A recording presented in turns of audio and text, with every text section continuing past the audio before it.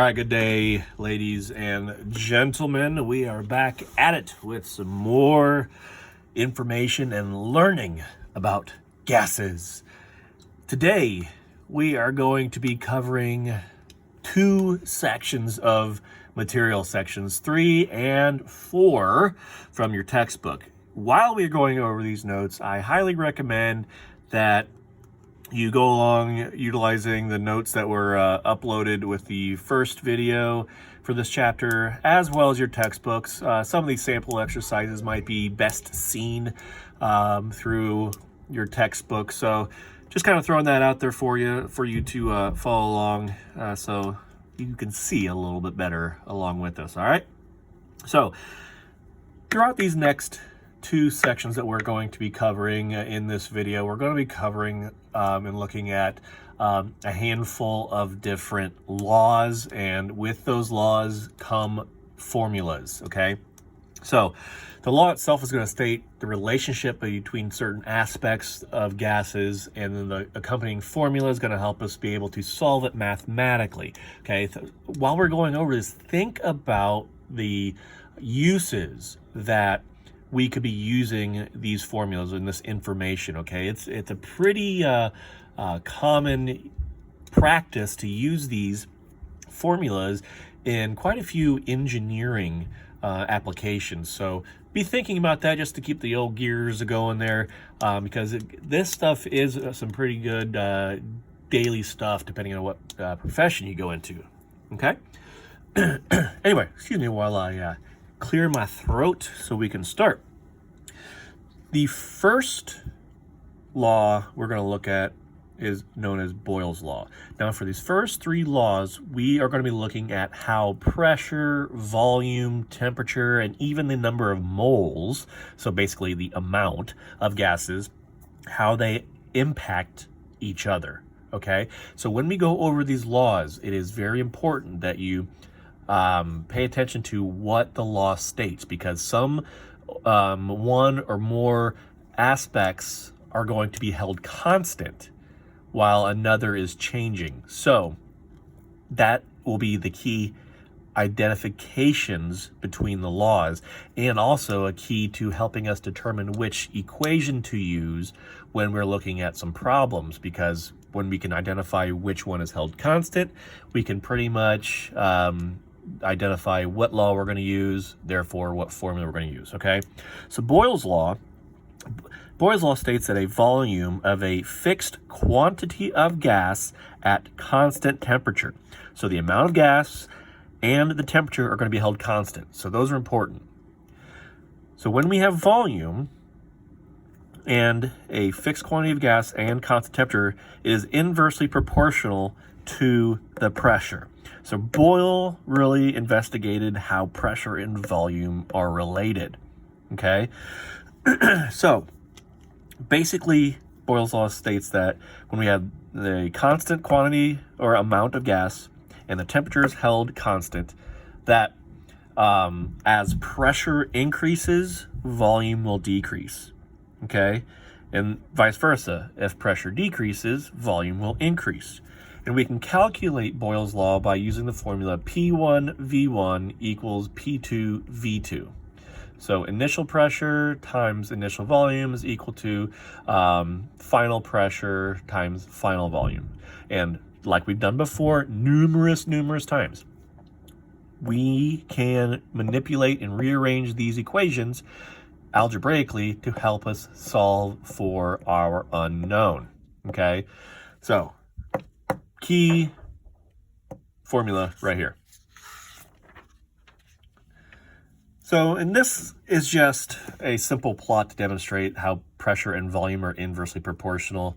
If we tried to plot pressure and volume in a situation where they're not the inverse of each other, we get this curved line, which doesn't show any type of relationship here. But when we graph it in an inverse situation, then we see that we get this nice straight line here. When you get straight lines like this, when you're comparing two factors, that often indicates that we have a very nice type of relationship here. The next gas law we are looking at is Charles's law. Charles's law states that the volume of a fixed amount of gas at constant pressure. So this time, the amount of gas and the pressure are being held constant. Charles investigated how volume is impacted by temperature. So again, the volume of a fixed amount of gas at constant pressure is directly proportional to its absolute temperature. So in mathematical terms, that is V1 divided by T1 is equal to V2 divided by T2, or initial volume divided by initial temperature is equal to final volume divided by final temperature. So to put this into practice, what Charles's law is stating that if we have a balloon, okay, excuse me, the amount of gas in this balloon is going to be held constant. It's closed off, none can get in, none can get out. And we're not going to change the pressure. The volume of the balloon, the pressure is going to remain constant, okay? But if we were to heat up the balloon, in this case, they decided to use a candle, a lit candle for that matter, on a balloon, which I don't think would be a very good idea, but hey, we're going for it. We're going to heat up this balloon. As temperature increases, volume will increase. And if we look at the other way, if we were to cool this balloon down, we would then see that the temperature has decreased and therefore the volume has decreased. So Charles's law showed and demonstrated a direct relationship between volume and temperature. As one goes up, the other must go up. Okay, as the other goes down, the other must go down. And again, here is just another graphing image to show how as temperature increases, volume also increases. And although all the dots are not exactly in line, if we show the best fit line for this relationship, then we see that nearly all, if not a good portion of them, actually line up really near the best fit line. So that is a really good relationship right there. And lastly, our good pal Avogadro just never seems to go away. That's because Avogadro is awesome. We have to know Avogadro to know a lot of stuff. Avogadro's law states that the volume of a gas at constant temperature and pressure. So now Avogadro is holding constant temperature and pressure. Now we're looking at the volume, okay? It is directly proportional to the number of moles of gas. So basically, when we hold temperature and pressure constant, the amount of moles or the number of moles of the gas will impact the volume, okay? And so mathematically, it gives us the equation, okay? V equals K times N. Well, K is a constant that we do not need to worry about. All we need to know is volume is equal to that constant multiplied by moles. So whatever happens to the number of moles in this into a particular situation is going to impact the the volume, the overall volume. Okay, and just to kind of give a quick little summary of Avogadro and his investigation of the gases, we have helium, nitrogen, and methane here. All have the same volume here. Okay, all at the same pressure. Okay, all at the same temperature, but if you notice that the mass is going to be different. 4 grams for helium, 28 for nitrogen, and 16 for methane. Even though they are different masses, they still have the same number of molecules. That's because from helium to nitrogen, actually it's N2, so that's the diatomic nitrogen, and methane, these are larger atoms and molecules as we go here. So same volume and everything like that, it's just the masses are going to be changing. But when we look at Avogadro's law and apply it to real life situations, think about that balloon that we saw with Charles's law. If we were to open up and untie that balloon, and again, this time we're gonna hold the temperature and pressure constant, okay? If we were to input more gas, whether it be carbon dioxide from our lungs or any other type of gas, if we were to open up that balloon, put more gas in, we will also see an increase in volume. Or vice versa, if we were to remove moles of gas from the balloon, we would also see the volume change. It's somewhat similar to how temperature affects a balloon, okay? But remember, we are holding temperature and pressure constant here. So in order to maintain constant pressure, that volume is going to have to adjust, okay? If I can flip the page here. So let's look at a couple of examples that evaluate the effects of pressure, volume, and temperature changes in a gas. Okay, so we're going to be up here. We're going to have a couple different scenarios here, and we have to identify what's going to happen, okay? Suppose we have a gas confined to a cylinder with a movable piston, okay? Consider the following changes, assuming that we have no leaks. So our first question is, what's going to happen if we heat the gas from 298 Kelvin to 360 Kelvin at constant pressure, okay? What's going to happen to that cylinder with a movable piston, okay? Well, if we think about it, if we heat the gas while maintaining constant pressure, this will cause the piston to move, and therefore the volume will increase. So we're using Charles's law. Again, we got to keep mention of what's changing and what's being held constant.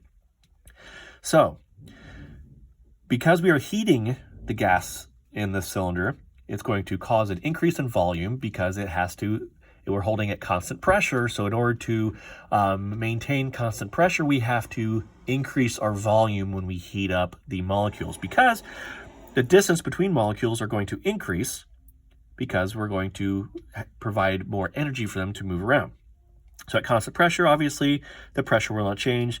The total number of moles is going to remain the same. No moles of gas are leaking out or coming in.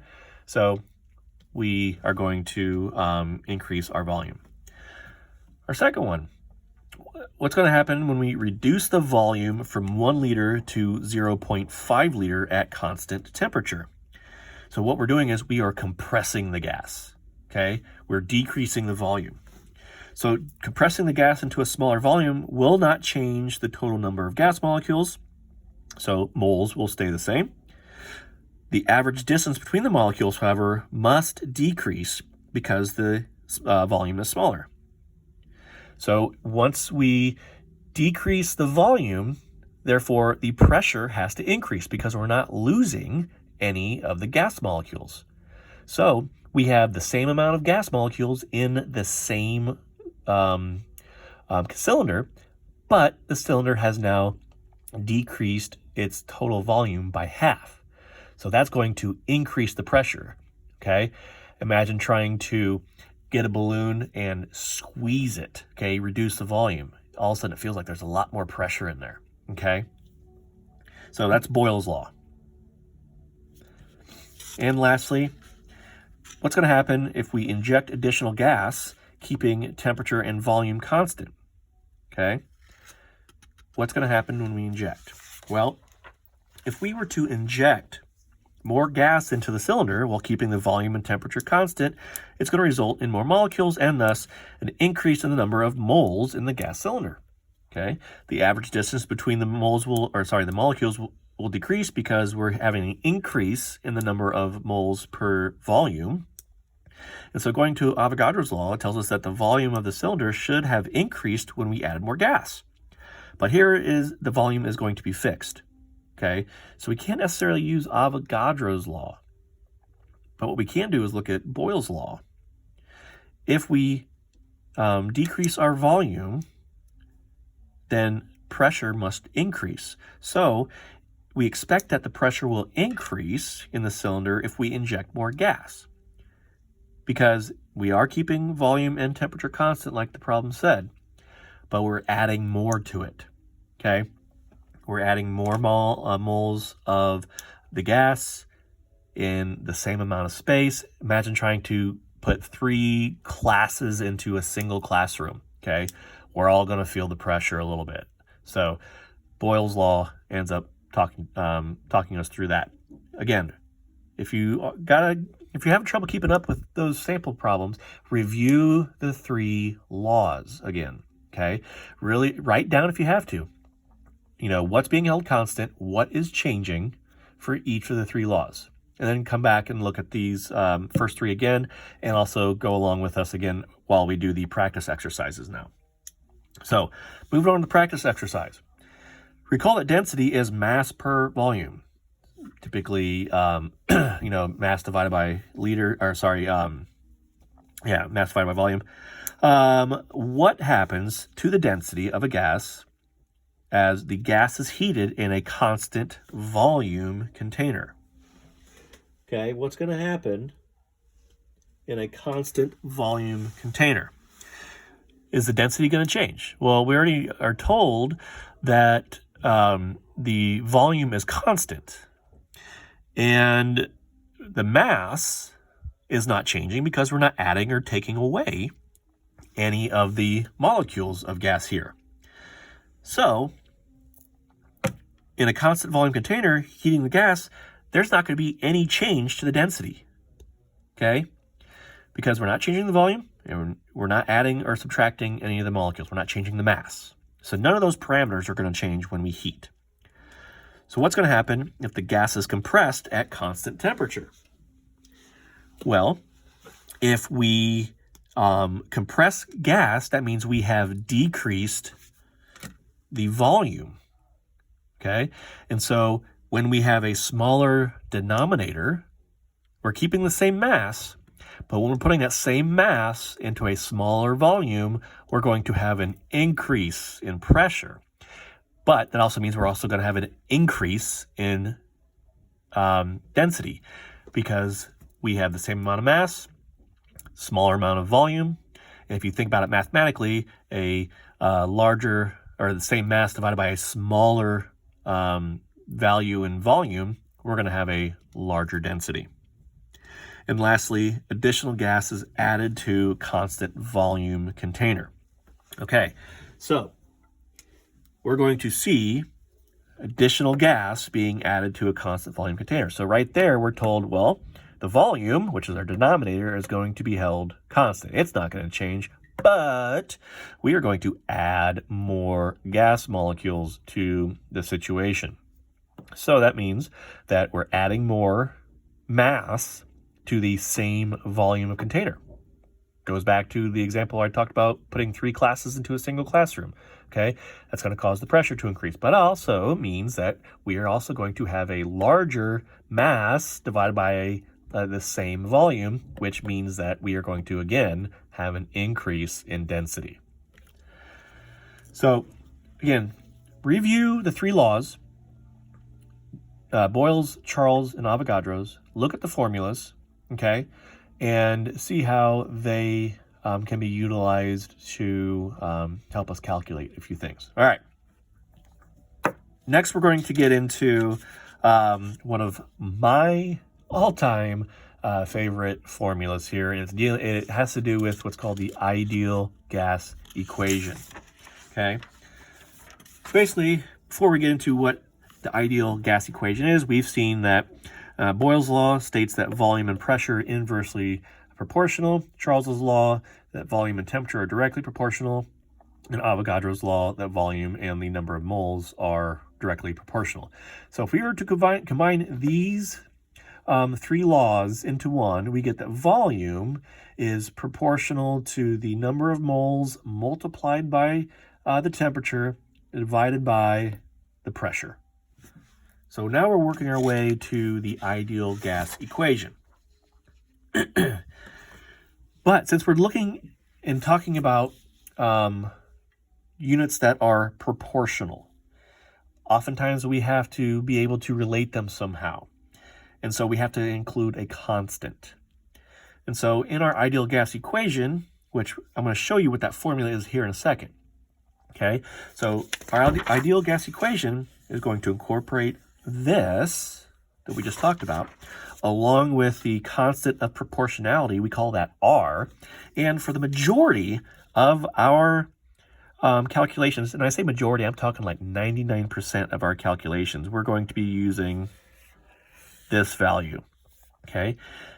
For our purposes, mainly, we're going to be using an R value that is equal to 0.08206 liters times atmosphere over moles times Kelvin. Okay, this is not a subtraction. This is a multiplication. Okay, don't like how they write it that way, but it's not subtraction. It is a multiplication. Okay. So as we saw, the relationship a few slides ago, volume is proportional to N times T divided by P. Then adding in our constant of proportionality, R here, we can actually rearrange this equation, this to become that. We just rearrange this algebraically. So what we get is the ideal gas equation, or as I like to call it, PIV-NERT. Yes, PIV-NERT. Great formulas. We're also going to see another formula in the next chapter or two. Very similar in terms of names, but we call it PIV-NERT. Pressure, volume, moles, constant of proportionality, and temperature. Okay? Oops. So before we get into calculating the ideal gas equation, we're going to look at some additional notes that you need to have, okay? First one is going to be standard temperature and pressure. Standard temperature is 0 degrees Celsius, standard pressure is 1 atmosphere, and the molar volume is 22.41 liters. That's just something nice to know. Gases at the same conditions, density is directly related to molar mass. Therefore, smaller the molar mass, the less dense the gas is. So the larger the molar mass, the more dense the gas will be. So let's look at an example here. Okay? Using the ideal gas equation. So we're going to be looking at PIV-NERT. Okay? So we have calcium carbonate, CaCO3. It's a solid, which is the principal compound in limestone, decomposes upon heating to calcium oxide and carbon dioxide. A sample of calcium carbonate is decomposed and the carbon dioxide is collected in a 250 milliliter flask. After decomposition is complete, the gas has a pressure of 1.3 atmospheres at a temperature of 31 degrees Celsius. How many moles of CO2 gas were generated?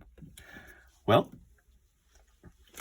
first thing is, we need to see what we're solving for. We're solving for how many moles of CO2 were generated. So we're solving for N, okay, in PIV-NERT. So what do we know? We know our volume is 250 milliliters, but we have to also keep this in mind. Volume must be in liters, okay? Next, we know our pressure is 1.3 atmosphere. That's what we want to use. Atmospheres are good. If we have a pressure not in atmospheres, we want to make sure we convert them. And temperature is 31 degrees Celsius. We need to have that into Kelvin, okay? And to get to Kelvin, we simply take our degrees in Celsius and add 273. So we get our answer in Kelvin, which is 304 Kelvin. So taking PIV-NERT, we see right here, okay, we have to rearrange it to solve for N. So we get N is equal to PV divided by RT, pressure times volume divided by R times temperature. Once we have PIV-NERT situated in the correct manner and set up for what we need to solve for, we put in our numbers, pressure, volume, R value again, 0.08206 liters times atmospheres divided by moles times Kelvin, multiplied by 304 Kelvin. We get 0.013 moles of CO2. So that tells us exactly how many moles of CO2 were generated in the whole decomposition process of calcium carbonate. Now, if you're thinking to yourself, you know, we didn't do any practice with Boyle's law or Charles or Avogadro's. Well, don't worry about that. We won't do any. We already did a little bit with Avogadro's in terms of, stating what happens when we add moles to a particular type of container. We'll do a quick example of each of Boyle's and Charles's law towards the end of this video, so you can see kind of how that's going to come into play here, okay? Next, we're going to do our PIV-NERT practice, okay? Excuse me. So, 10.4 practice exercise. Tennis balls are usually filled with either air or nitrogen gas to a pressure above atmospheric pressure to increase their bounce. If a tennis ball has a volume of 144 cubic centimeters and contains 0.33 grams of N2 gas, what is the pressure inside the ball at 25 degrees Celsius? Well, sorry as I turn here, let's list what we know, okay? We know temperature, T, okay? It says it's 24 degrees Celsius, but we should already know now that we have to have it in Kelvin. So I'm going to add 24 degrees Celsius to 273 Kelvin to give us 297 Kelvin. That's what we're going to use in our calculation, okay? We need to figure out how many moles we have. It says we have 0.33 grams of N2 gas, but it doesn't say how many moles. So N2, one nitrogen is 14 grams per mole, okay? So if N2, that's going to be 28 grams per mole, okay?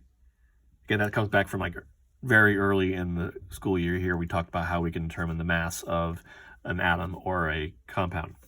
So we take how much we have, 0.33 grams, and divide it by 28 grams per mole, and that gives us 0.012 mole. Again, grams cancel out. Next thing we know is volume. We are told that we have 144 cubic centimeters of gas, either N2 or air. We're going to go with N2 here because that's what it's talking about. From a while ago, we discussed how cubic centimeters and milliliters are related.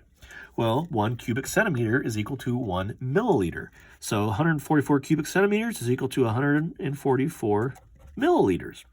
But we have to have our volume in liters. So we have to take that volume in milliliters and divide it by 1,000 milliliters because we need to find it in liters. And so we end up with 0.144 liters. And lastly, we know that R is 0.08206 liters times atmospheres divided by moles times Kelvin. And we're trying to find pressure. Okay, so taking PivNert, we're going to rearrange it to solve for P. So we're going to get P is equal to nRT over V. And now, if you want to pause it here or wait just a second, now that we have this arranged in our correct fashion to solve for pressure, we can simply just plug in our values, okay? So N is the number of moles, we said was 0.012 mole. R, 0.08206 liters times atmospheres over moles Kelvin, multiplied by T, which is 297 K. Sorry for running to the edge of the paper here, and I'm also not in the screen. Divided by volume. Oops, which I already wrote the V up here. Volume is 0.144 liters. So after it's all said and done, liters are going to cancel out, moles are going to cancel out, Kelvin's going to cancel out, leaving us with atmospheres for our answer, which is appropriate for our pressure. So again, if you want to pause right here to plug that into your calculator, go right ahead. And when you've calculated, you can hit the play button again to check your answer. But now that you have entered those into your calculator, and we've already canceled out the appropriate units, we should get a pressure of 2.0 atmosphere. So when the ball is at 24 degrees Celsius and it contains 0.33 grams of nitrogen gas and a volume of 144 cubic centimeters, it'll have a pressure of 2 atmospheres. Sorry, 2.0 atmospheres. Okay. So we have just a rundown of all the gas law formulas we've talked about so far. Okay, and I have a couple of additional ones. We have Charles's law, which is V1 divided by T1 equal V2 divided by T2. Boyle's law, P1V1 equals P2V2. Combined gas law, which is basically taking Charles's and Boyle's law and putting them together. P1V1 divided by T1 equals P2V2 divided by T2. And lastly, this additional formula doesn't really have a name associated with it, but it's P1 divided by T1 is equal to P2 divided by T2, okay? So let's look at Charles's law real quick, okay? V1 divided by T1 equals V2 divided by T2. Let's say that we have a volume of gas of 1.0 liters, okay? And its initial temperature was, let's say, 28 liters, okay? Oh, liters, what am I talking about? 28 Kelvin. We then increase our temperature to 42 Kelvin. And we are asked, what is the new pressure? Or sorry, what is the new volume? I'll get this right eventually, folks. What is the new volume? So initially we had a volume of 1.0 liter and an initial temperature of 28 Kelvin. We increased the temperature to 42 Kelvin, and we are asked to figure out what the volume is after we've increased the temperature. So we're going to rearrange this to solve for V2. So to do that, we have to multiply both sides by 42. So when we do so, we'll get V2 is equal to 1.0 liter multiplied by 42 Kelvin divided by 28 Kelvin. Again, Kelvins are going to cancel out. And so really what we're going to have is 1 times 42, which is 42 divided by 28. And so your answer is going to be in liters. And I apologize, I don't have a calculator at my disposal. If you give me 1 second, I can get one pulled up here. Maybe. Okay, I gotta unlock my computer here. Oh, Lordy. Okay. 1 second.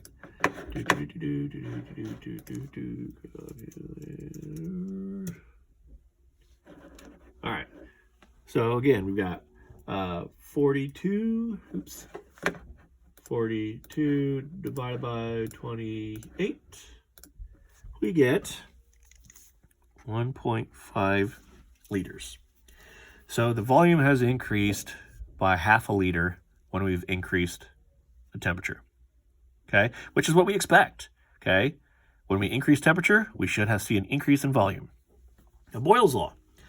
Let's say we have a gas at an unknown pressure, okay, P1 initially, and initial volume of, let's say, 2.3 liters, okay?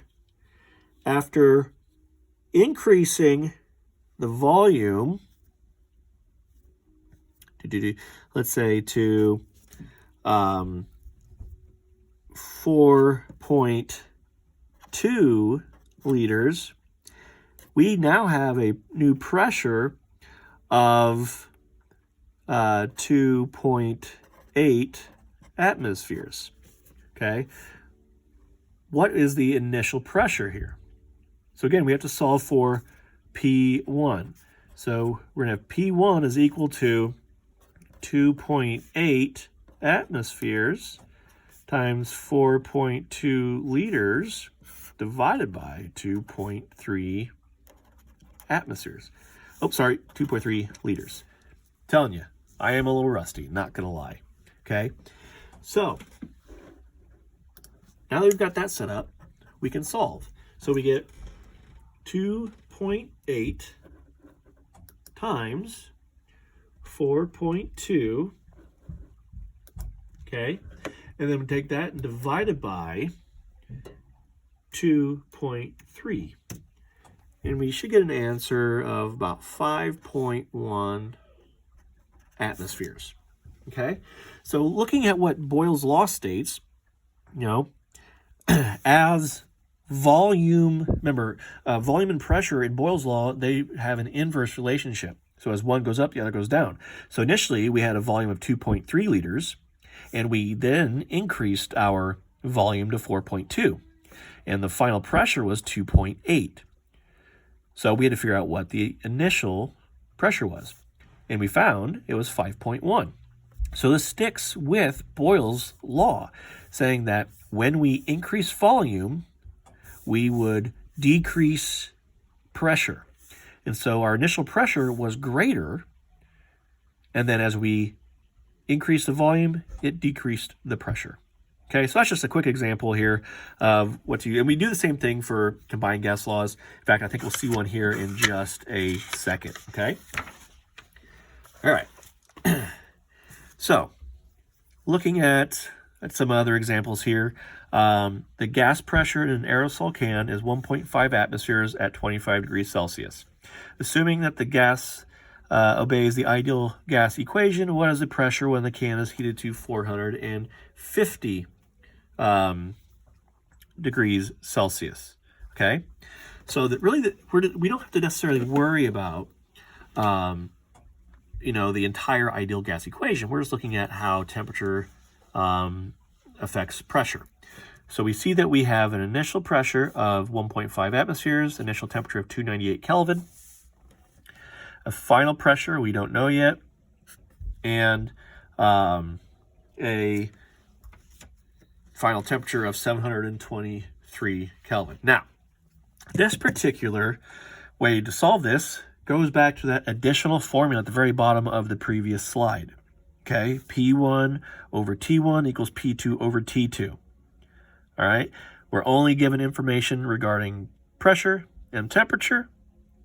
That's all we can go with and calculate this, okay? So, rearranging to solve for P2, we get 3.6 atmospheres. 1.5 atmospheres times 723 Kelvin divided by 298 Kelvin, we get 3.6 atmospheres. So, again, in an aerosol can, as we heat it up, its pressure increases significantly. So we nearly tripled the pressure in here, the temperature, and we about over doubled the pressure inside. This shows you why it is not a good idea to put a pressurized aerosol can near a hot flame or any hot device, because it will increase the pressure inside that can and explode, and it could definitely cause some serious bodily harm to you. Okay, let's look at another example here of 10.5. Okay, so the pressure in a natural gas tank is maintained at 2.20 atmosphere. One day, when the temperature is negative 15 degrees Celsius, the volume of gas in the tank is 3.25 times 10 to the third cubic meters. What is the volume of the same quantity of gas on a day when the temperature is 31 degrees Celsius? Okay, so as previously mentioned, we really like to have our volume in liters, okay? But that's when we're dealing typically with the ideal gas equation because of that constant proportionality, okay? The constant proportionality, the R value in our Pivnert equation, has liters in its units. But in this particular question, we have a volume of cubic meters, which is still an acceptable unit for volume, okay? So don't let that discourage you, okay? Don't get too confused on that aspect. We're going to go ahead and use that cubic meters in our calculation. So what do we know? What do we have? Okay, so we've got volume, we've got temperature, okay? We've got initial, and we have final. Just trying to make a grid here. It kind of makes things a little easier to follow. So our initial volume is 3.25 times 10 to the third cubic meters. Our initial temperature is 258 Kelvin. You might be asking yourself, well, how did you get that? Well, again, Kelvin is 273. And we have negative 15 degrees Celsius. We get 258 Kelvin. Okay? Final temperature is 304 Kelvin. we don't know what our final volume is going to be. So we are going to use the equation of V1 over T1 equal to V2 over T2. Can you think about what law that is? That would be Charles's law. Okay, V1 over T1 equals V2 over T2. Okay, so now that we've got this initially set up, we need to solve for V2. So V2 is going to equal T2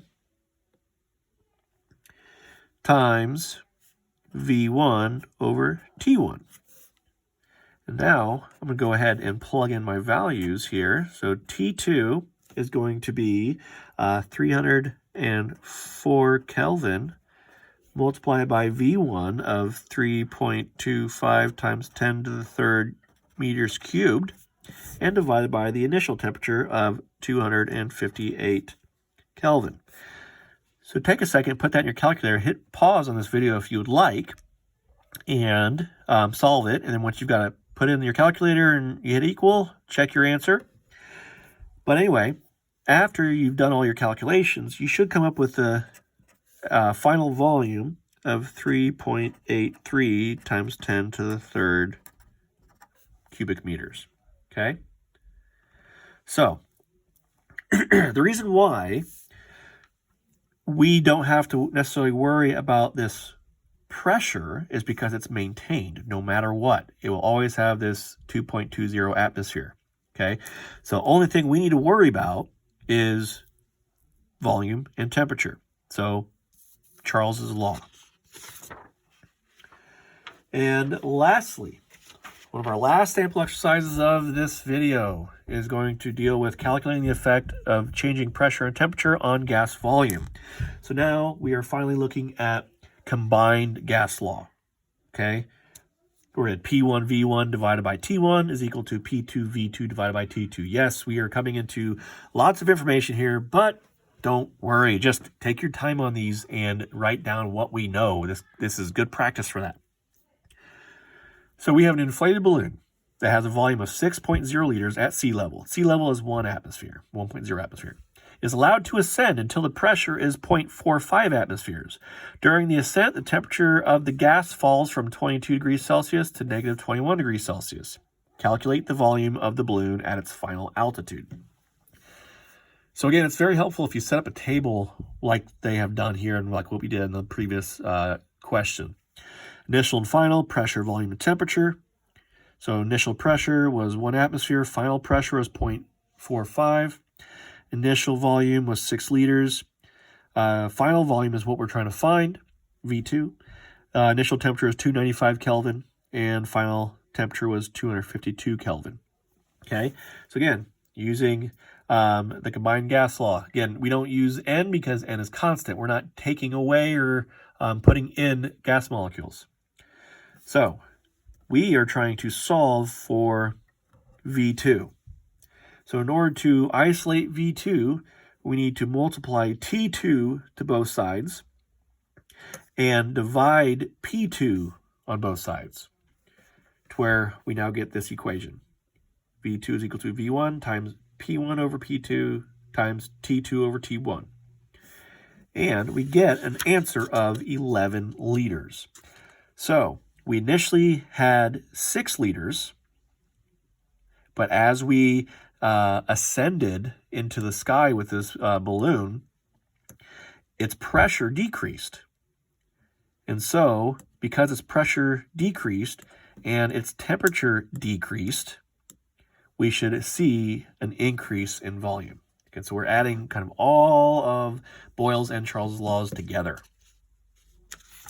And for our final practice problem of the video, okay, we are going to have this. A 0.50 mole sample of oxygen gas is confined at 0 degrees Celsius and 1.0 atmosphere in a cylinder with a movable piston. The piston compresses the gas so that the final volume is half the initial volume and the final pressure is 2.2 atmospheres. what is the final temperature of the gas in degrees Celsius? Well, first thing is we know temperature. We know how many moles of oxygen there are. And we know what the pressure is. Okay? But we initially don't know the volume. Okay? So knowing that we know moles, temperature, and pressure, we're first going to do PivNert to solve for volume, because we know that the final volume is going to be half the volume of the initial. And so we need to figure out what our initial volume is before we can continue.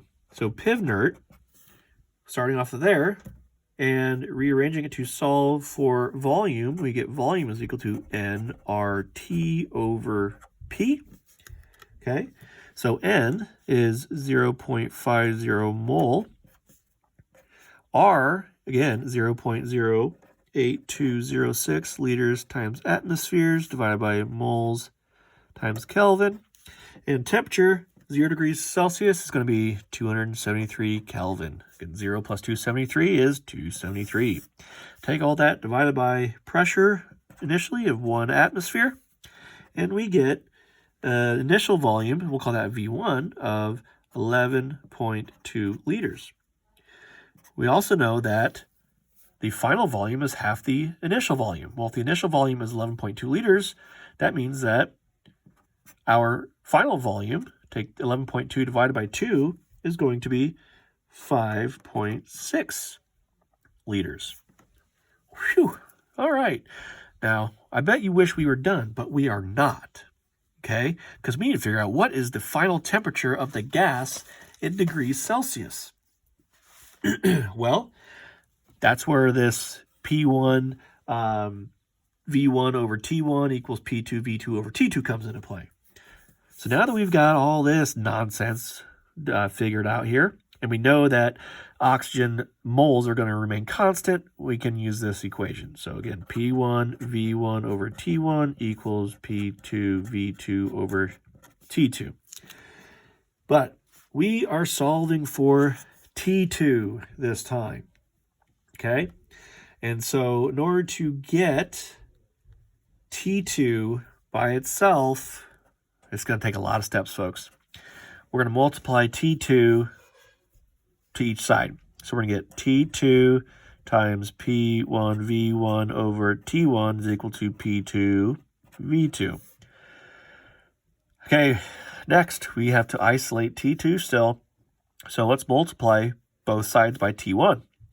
So now we get T2 times P1 V1 equal to T1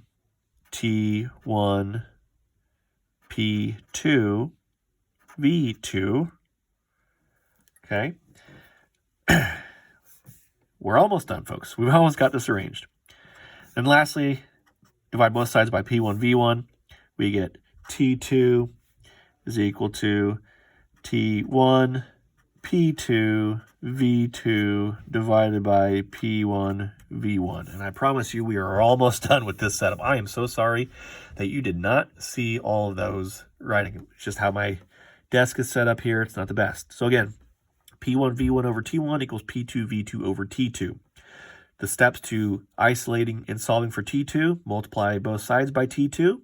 You'll get this. Okay. Arrow. So now, once you get here, multiply both sides by T1. You get T2 times P1 V1 equals T1 P2 V2. And then lastly, divide both sides by P1 V1, and you'll get the formula T2 is equal to T1 P2 V2 divided by P1 V1. Now we can finally put in our numbers. So T2 is equal to, 2.2 atmospheres. Again, that's your P2. your V2 is 5.6 liters, and your T1 is 273 Kelvin. Again, doesn't matter what order you put them in there. Your initial pressure was 1.0 atmosphere, and your initial volume was 11.2 liters. Okay? So, when we solve for this, we get 300.3 Kelvin. But this question just never ends, folks, because the actual question, what is the final temperature in degrees Celsius? Well, it's no big deal, okay? We have 300.3 Kelvin. We can determine degrees Celsius much like the same way we determine the temperature in Kelvin, using the number of 273. So simply, we take 300.3 Kelvin, subtract 273, and we end up with a final answer of 27 degrees Celsius. We round off, okay? Whew. So again, watch this video over again, okay? I guarantee you're kind of scratching your head. Just know that you have to take a couple different pieces and put them together here, okay? Since we knew the number of moles and they remained constant, we could use PivNert to help us solve for volume. Once we determine our initial volume, we could then figure out and calculate our final volume because it was half of our initial. And then we knew that we had initial and final pressures, initial and final volumes, and initial and final temperatures. Well, we didn't know the final temperature. That's what we're solving for. And then you can use the combined gas laws. Now, I know that this has been quite a bit of information, but that's why you have this video. You can play this video as much as you want, as many times as your heart desires. And I encourage you to do so, because getting the gas laws, the ideal gas law, also the combined gas law, those take a little bit of time. So again, if you have any questions, please do not hesitate to contact me, email me, write a message through Classroom. I'll respond to them as soon as I can. But until next time, stay safe, stay well. I'll talk to you later. Bye-bye.